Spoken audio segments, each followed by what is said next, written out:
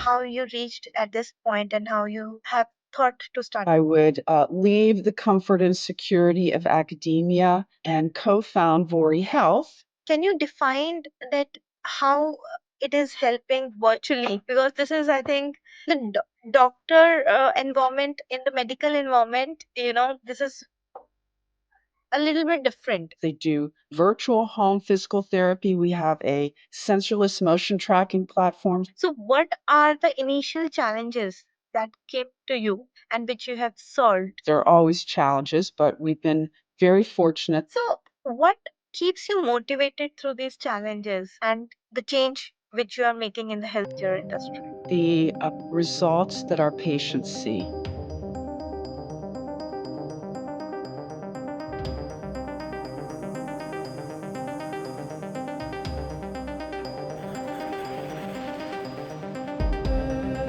Hello, hi Mary.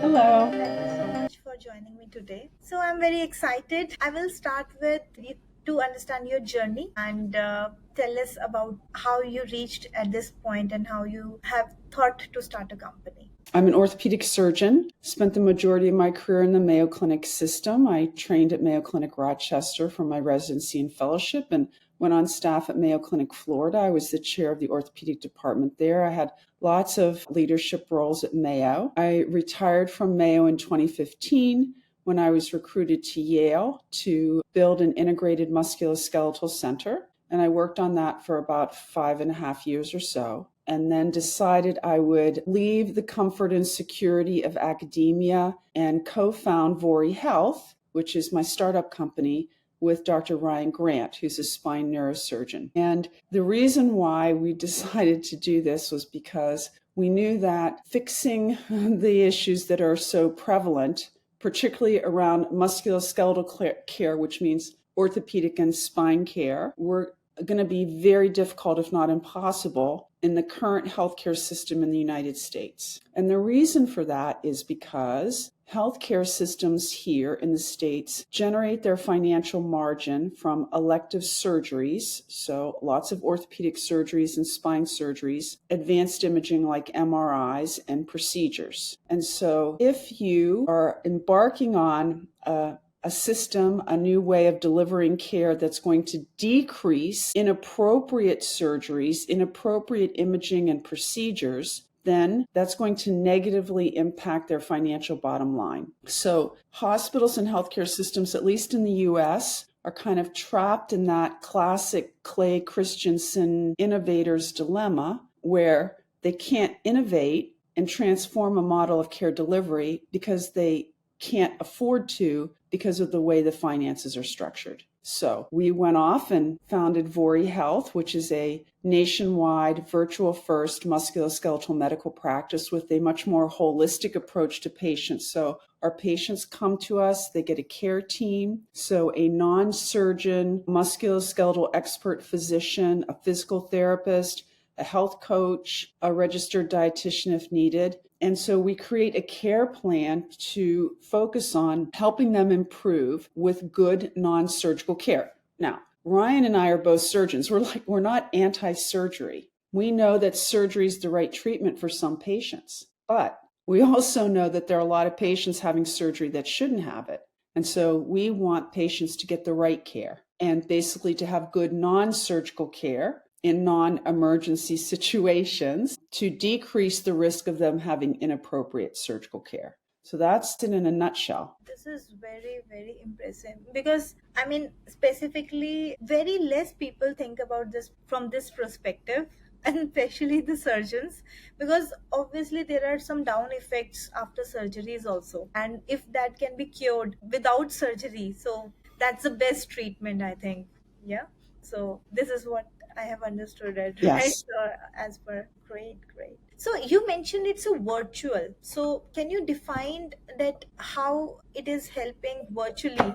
Because this is, I think, in the doctor environment, in the medical environment, this is a little bit different. Yeah. So our practice focuses on telemedicine, on digital care delivery, on virtual care delivery. So just like we're on a video platform right now, that's how we have our patients interact with us. And We are the first to admit that not all medical care can be delivered in the telemedicine space, but a lot more can be delivered in the telemedicine space than what currently happens. Therein lies our opportunity. So patients can see our physicians, get a medical diagnosis. My orthopedic surgery colleagues will push back and say, but you can't put hands on the patient. You can't do a physical exam where you're touching the patient. True, that's true. But there are actually very few scenarios where that makes a difference in terms of the next decision in the treatment pathway. Do I get imaging? Do I not need imaging? Do I start physical therapy right now? So again, we focus on this more holistic approach, and we get patients in with our physical therapists. They do virtual home physical therapy. We have a sensorless motion tracking platform, so that is AI driven, counts the number of reps that a patient is doing in their specific exercise, and can give them feedback, qualitative feedback on how well they're doing the exercise. Are you squatting too low, or you're not squatting low enough, right? And then that data gets fed back to their physical therapist so that the therapist can be monitoring their progression with their home exercise program.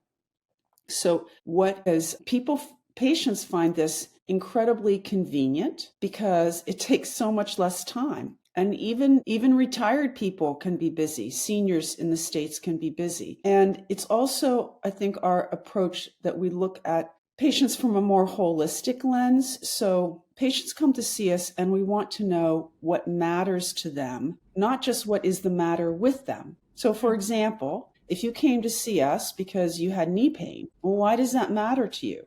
Well, maybe you want to run a 5K race with your daughter in 2 months and you're having trouble training for it because of your knee pain. So our goal with your care plan is to get you to run that 5K with your daughter. So of course we have to address your knee pain in order to get you to do that. But it's shifting the focus to what matters to the patient in terms of their values and preferences. Because the more we can do that, the more engaged the patient's going to be with the treatment recommendations and care plan that we have. And we also focus a lot on lifestyle issues, and our health coaches are all expertly trained on cognitive behavioral therapy. There's a huge overlap with obesity, being overweight, anxiety, depression in patients with musculoskeletal conditions, particularly chronic conditions, right? The patient that has chronic low back pain, very, very high percentage of them are depressed. And so we need to acknowledge that.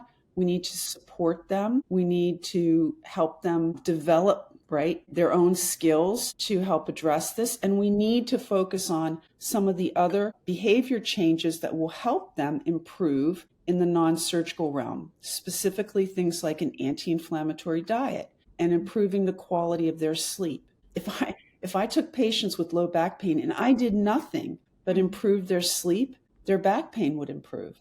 But in the traditional world, you go see the spine surgeon or your primary care doctor for your back pain, and they don't have time to talk to you about the importance of sleep or coach you on an anti-inflammatory diet. And so that's what our health coaches do. So it's a very important component of that holistic care that we provide. Very nice. So actually, the root cause is not directly the spine pain. It is more of the other factors also.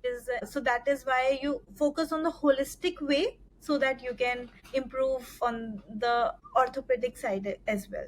Right, so this is what I have understood. So be with sleeping, be with exercising, be with right diet for them.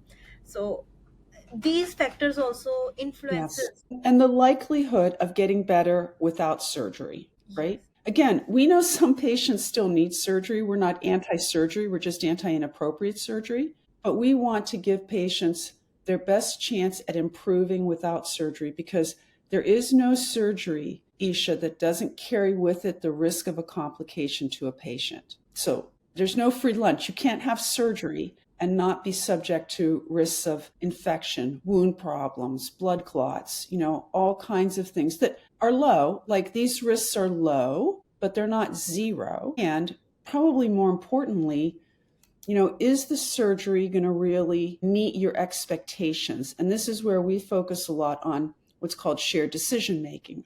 A lot of people that have low back surgery their symptoms may be improved with the surgery, but they're not achieving a functional status or a completely pain-free status. So they're disappointed because their expectations were a lot higher. We also know that, a certain percentage of these patients end up back in the operating room within the first year. And that can be pretty high. I mean, there are some studies that show with low back surgery, return to the OR within the first year can be 7%. That's like astonishing to me. So again, it's let's try and get you better without an operation. If you need an operation, let's get you to a good surgeon. And we also have what we call a preoperative optimization program. So if you're going to have surgery, let's try and make sure any modifiable risk factors that you would have, we've addressed to decrease your risk of a complication or a readmission or something bad happening after the surgery. Amazing. So, I mean, because you have started the company, right, and you have done it virtually. So, what are the initial challenges that came to you and which you have solved while, as an entrepreneur? Yeah. Well, Isha, startups are challenging, period. We're still a young startup. We just closed our Series B raise. So, I won't sugarcoat this. There are always challenges, but we've been very fortunate that we are, I would say, doing well. We have contracts with self-insured employers, contracts with insurers. We built our model to support a value-based payment arrangement, and we're growing. So that's good. However, as in any startup, there's not unlimited resources, right? And there's things on the tech side or product side that we're working on, but we haven't advanced enough yet because, there's still only so many resources and so many hours in the day. Startups are challenging, and people have to have the right mindset, I think, to go into a startup. So, what keeps you motivated through these challenges and the change which you are making in the healthcare industry? That's an easy answer. The results that our patients see. So we have a lot of testimonials from our patients saying things like, I didn't really know if this would work for me. I wasn't sure about telemedicine, but I love it. And you have been so wonderful. And you listen to me and I feel heard. And those are very powerful words coming from patients who often feel that the current system, the traditional healthcare system, at least here in the States, is very fragmented and different clinicians don't talk to each other and it's challenging. So, our care team, it's a team that surrounds the patient. And so there's a lot of communication that will happen back and forth between the clinicians. And in fact, we have a very innovative first patient visit for our more medically complex patients where in the same video visit, they see both the physician and the physical therapist together. And that has been very, very successful. So the patient only has to give one history. It's one virtual physical exam. The doctor's making the medical diagnosis. The physical therapist is making the functional diagnosis. The doctor and the physical therapist are immediately aligned on the treatment plan because in the fragmented world, the impression and diagnosis of the doctor might actually be different than the impression and plan that the physical therapist has created. Yep. And they don't talk to each other. So this is a big problem and why care is fragmented and patients then are confused, right? My doctor's saying one thing, my physical therapist is saying something that seems just a little bit different. They're confused. And confusion then promotes lack of confidence. The patient doesn't have confidence. Who are they supposed to listen to? Why aren't people getting together and talking about me to make sure that the plan that I'm being given is the right plan for me? So we address that in our model. That's amazing. Great. I mean, when someone is getting everything in a one platform at the same time, so definitely half of their problems is solved. Their time is there. They don't have to make more efforts, and they're getting the solutions and medication. Amazing. So, Mary, tell me, like, Yeah.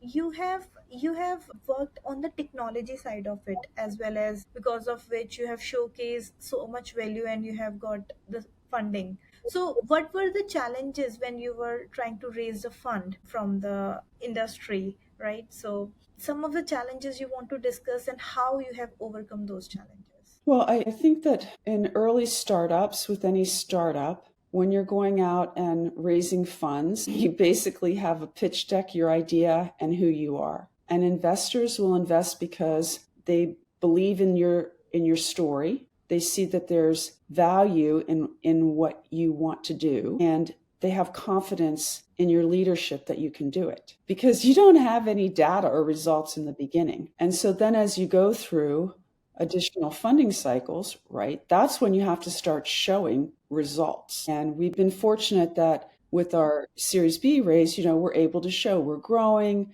we have increasing number of contracts, we're getting there. And so I think the pressure just increases as things evolve, which it should. I mean, you have to be able to show that you're being successful. And when you have a vision, then it becomes very easy because you are telling the story where you want to be and what you want to do. So that really makes the impact. Yes, for me, it's all about how can we help fix the broken healthcare system in the United States? How can we make it patient-centered and value-driven? Because the cost of healthcare, at least here in the States, is increasing, and a lot of those increased costs are being passed on to patients and their families in terms of higher out-of-pocket expenses and higher deductibles. And families, they can't afford it. And that's just not okay. So we really have to find a better way to do it. And the better way to do it is to support patients getting better, if possible, with lower cost approaches, right? Again, some of our patients need surgery. We send them to surgeons, but not so many as would happen in the traditional system, not nearly so many, because they can improve with good non-surgical, more holistic, personalized care. And that saves money for everyone,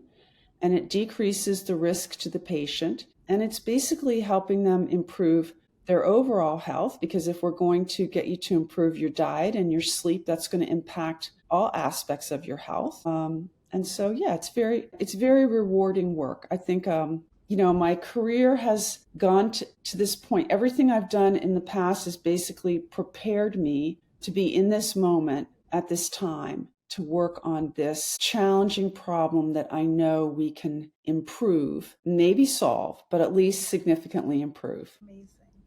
I'm really liking your confidence and your vision. So, last question I want to ask, what is the leadership advice you want to give to the professionals who want to start a startup, basically, who want to join as a business owners? So I'll share some advice that I was given when I first started on this entrepreneurial journey, and it has stayed with me, and it has been incredibly helpful. And that is, as a leader in the entrepreneurial space, you must control your emotions. Like, I can't tell you how many times I've thought of that. You can have highs and lows back to back in the same day. And you just have to keep your growth mindset, positive attitude, and control your emotions. When things become challenging, like blaming people or getting all upset or angry, that is counterproductive, right? It's okay. We've got this issue. How are we as a team going to solve it? And you figure it out and move forward. But you can't you have to control your emotions, your negative emotions, to get to that point, which is a productive space to help you solve whatever the issue is. And so I've thought about that often. It's been very helpful to me. And this advice is so deep. I mean, I'm an entrepreneur. No, there are so many ups and downs when, in the initial days, when someone leave the company, and they had a key role very starting when we are learning the things, then we got so many emotions, why that person is going, right, how our business will gonna work.